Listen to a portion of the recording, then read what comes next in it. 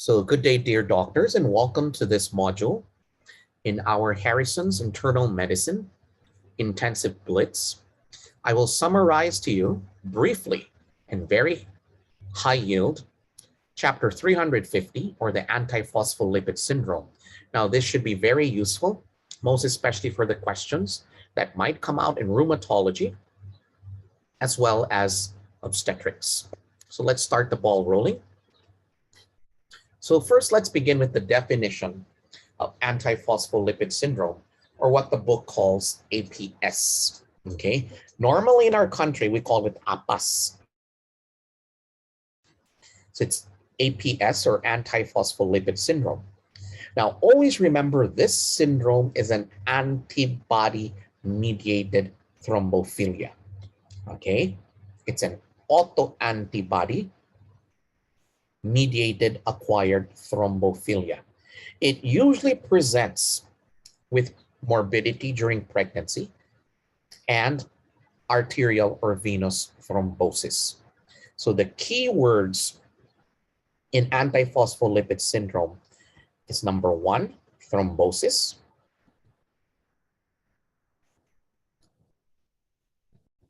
And number 2, it is fetal loss. Okay, it usually presents as fetal loss, although the manifestations in a woman can be more aside from fetal loss, such as vascular events like stroke, deep venous thrombosis, pulmonary embolism, and even myocardial infarction. Now, APS affects primarily females, so that's very important to know. So it affects primarily females. Now, antiphospholipid syndrome can actually occur alone, and that's what we call the primary APS, or it can occur side by side or accompany other autoimmune diseases, particularly lupus. And this is what we call the secondary antiphospholipid syndrome. Now, in the textbook, there's what we call the catastrophic APS. So the catastrophic, as the name implies, this is a life-threatening situation. A life-threatening situation which is associated with a rapidly progressive thromboembolic disease, which involves 3 or more organs. So please take note of this. So don't forget the catastrophic APS, which is only found in Harrison's. This is not even found in your obstetric books. And if it's APS alone, then that's primary. If it's with a concomitant autoimmune disease, particularly the most common is lupus, then this is a secondary antiphospholipid syndrome. Now, the major autoantibodies, which are directed against the phospholipids. Now, I want you to remember this. The phospholipids are very important structures, okay? They are part and parcel of the cell membrane. We also have the PL, or the phospholipid binding plasma proteins. Okay, the phospholipid binding plasma proteins. These are the major autoantibodies directed against these phospholipids. Number 1 is prothrombin. Number 2 is the beta-2 glycoprotein 1, also commonly known as beta-2 GP1. Now, memorize these 2. Again, memorize these 2. Prothrombin and the beta-2 glycoprotein 1. Now, please remember, as mentioned earlier, the phospholipids are components of the plasma membrane, okay, the cytoplasmic membrane of all living cells. These antibodies, particularly prothrombin and beta-2 glycoprotein 1 are directed against the negatively charged phospholipids.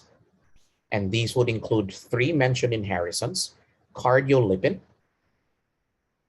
phosphocholine, and phosphatidylserine.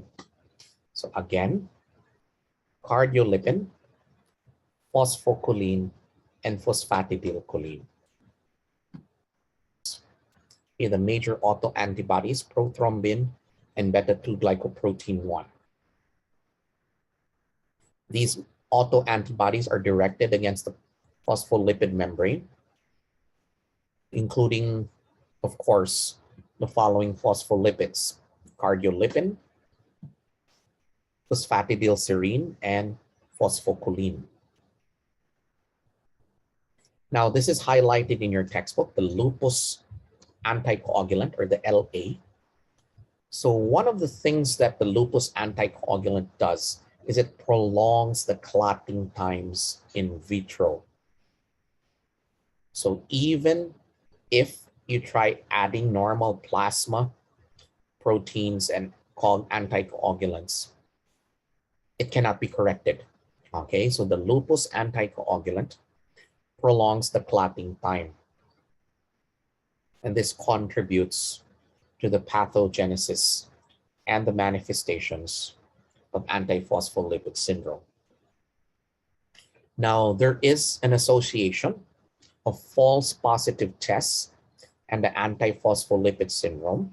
So always remember, patients with antiphospholipid syndrome often possess antibodies that would recognize Treponema pallidum. And this is, of course, detected by the VDRL, as mentioned in our previous module. So these are characterized as biologic false positive serologic tests for syphilis. So this is labeled in Harrison's as BFP STS, or biologic false positive serologic test for syphilis. I'm just curious, what is the name of the bacteria that cross-reacts? Okay, what is the name of that bacteria that cross-reacts with mga syphilis antigens or Treponema antigens? In fact, this bacteria has specific serotypes like the OX. Okay, what is this bacteria? It cross-reacts.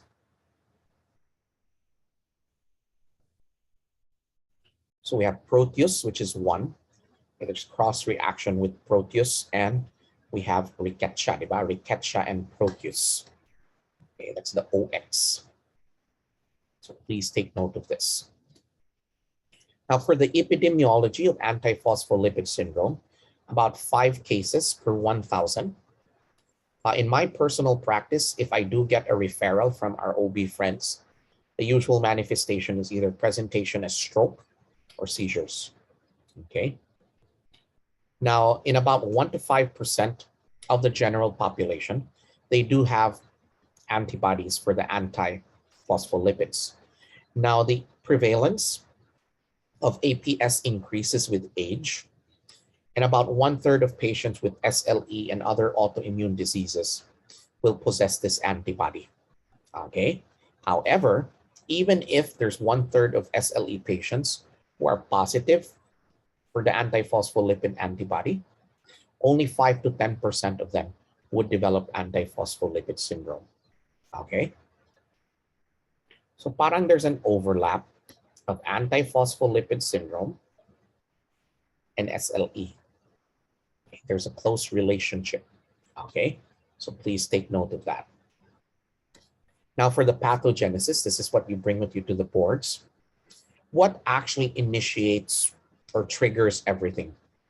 It is the antibodies, the induction of antibodies to the phospholipid binding proteins. Now, I want to remind everyone, this is usually initiated by number 1, infection. This is usually initiated by infection. This can be initiated by oxidative stress. It can also be initiated by trauma or surgery. Okay. Once you have the initiating event, which is the induction of the antibodies, what happens is increased apoptosis. And this is apoptosis of the blood vessels as well as the endothelial cells, which exposes the phospholipids. Okay, this triggers the induction of the antibodies or the antiphospholipids, which of course disrupts the endothelial cells. And this leads to the initiation of either thrombus formation or intravascular coagulation. So if we try to summarize this, everything begins with a trigger. Okay. Everything begins with a trigger. This trigger is usually infection. Okay. Can be oxidative stress, can be trauma.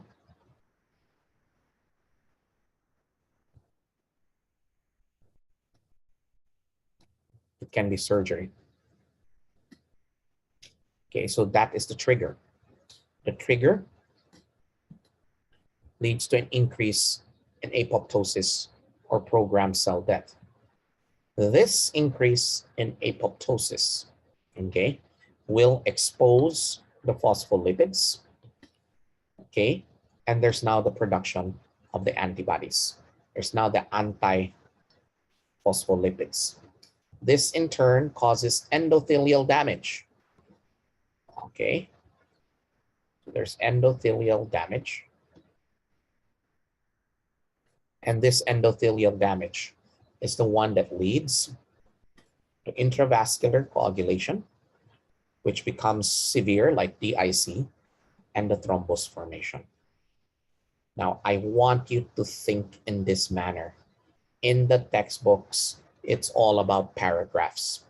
You need to make a mind map in your heads so that retention is better. Okay? So please take note of this. Now, for the clinical manifestations and the laboratory findings, we have this very busy table in Harrison's. So let me highlight it here. Manifestations, so the clinical features of antiphospholipid syndrome. It begins with venous thrombosis and related consequences. DVT is number 1 on the list. This is followed by livedo reticularis and PE. It is enough to memorize these 3. Okay, so the classic manifestation, the classic manifestation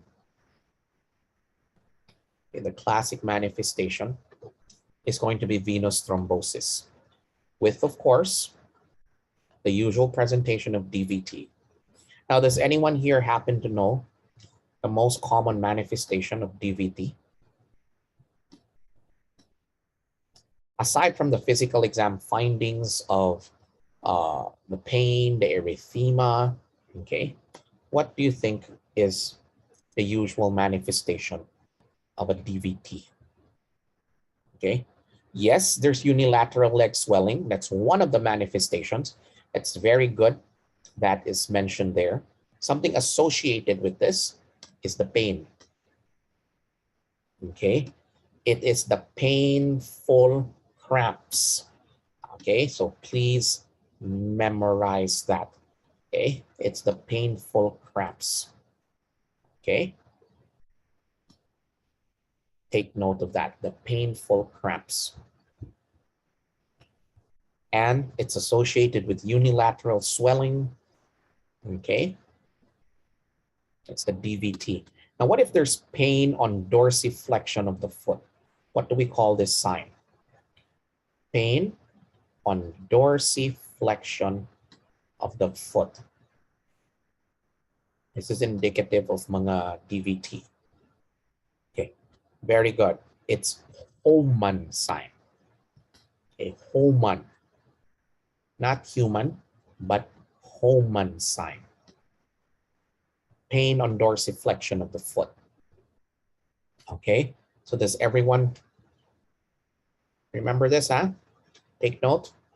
Venous thrombosis, clinical features of APAS. After venous thrombosis is arterial thrombosis. And take note, number 1 on the list is stroke. Okay? There can be myocardial ischemia. Pwede siya mag-angina, pwede mag-MI. There's also leg ulcers, gangrene, retinal artery thrombosis, and amaurosis fugax. Yung biglang there's monocular blindness, which is transient. So that's amaurosis fugax. So venous, DVT. Arterial, stroke is what you bring with you to the boards, as well as clinical practice, of course. Okay, so please take note of this. Now, neurologic manifestations, look, it's migraine. So headache is the most common. Rare, but mentioned in the textbook is the epilepsy, the chorea, the movement disorders, okay, cerebellar ataxia, as well as transverse myelopathy. Just stick with migraine, okay? Then we have the musculoskeletal. Parang pareho-pareho lang yung arthralgia and arthritis, okay? So it really mimics, if you notice the manifestations, similar to SLE.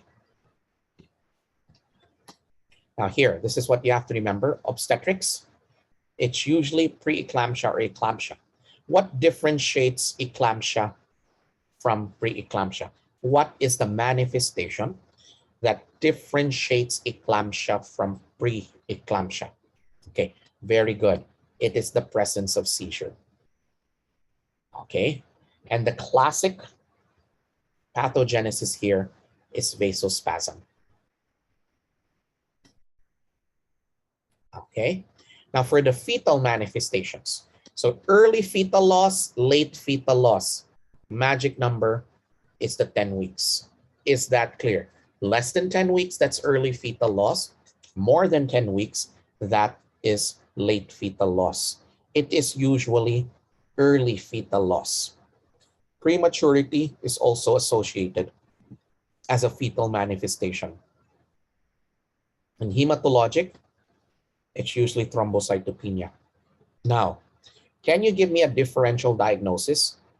Patient is pregnant, there's elevated BP, there's elevated liver enzymes, let's say SGPT, elevated din yung uric acid, and the patient has low platelet. What syndrome is this? Okay, what syndrome are you dealing with? As an IM resident, these are the referrals you don't like when you get referrals from obstetrics because you have to change and go to the delivery room. Okay, very good. This is your HELP syndrome. Okay, this is HELP syndrome. So this is one of your differentials. Now, if there is something you have to memorize here, it is the obstetrics and the fetal manifestations. Is that clear? Because if you just put obstetric and fetal manifestations plus thrombocytopenia / thrombophilia, you already come up with the keywords for antiphospholipid antibody syndrome. Okay. Now, this is mentioned in Harrison's. The diagnosis of antiphospholipid syndrome should be seriously considered if there's thrombosis or cerebrovascular accidents like strokes in women or less than 55 and have history of pregnancy morbidity. As for abortions, as for preterm babies, as for fetal loss, or the presence of livedo reticularis as well as thrombocytopenia. Now, I highlighted here the age and the pregnancy morbidity. That's what I want you to bring to the exam. Okay, that is what I want you to bring to the exam. Now, for the laboratories, okay, 1, lupus antigen should be there. Anticardiolipin should be there, or your anti-B2GP1 antibodies. And take note, this has to be taken on 2 separate occasions at least 12 weeks apart. So please take note of this.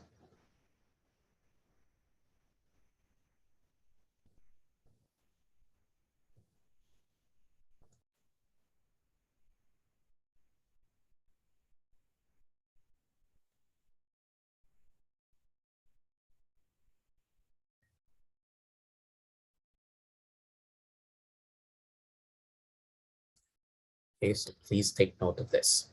So memorize this. So we have the lupus antigen, LA, anticardiolipin, then we have the anti-B2, okay, GP1 antibodies. Now, these are expensive, huh? But they are available in our locality. At least 2 separate occasions, 12 weeks apart. So please take note of this. So these are the laboratory criteria. Now, for the differential diagnosis, okay, you have to rule out and exclude acquired thrombophilias, okay, inherited or acquired thrombophilias, as well as Combs positive hemolytic anemia and other causes of thrombocytopenia, okay?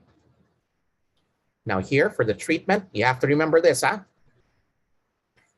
After the first thrombotic event, these thrombotic events can be DVT, it can be PE, it can be heart attacks, it can be cerebrovascular disease.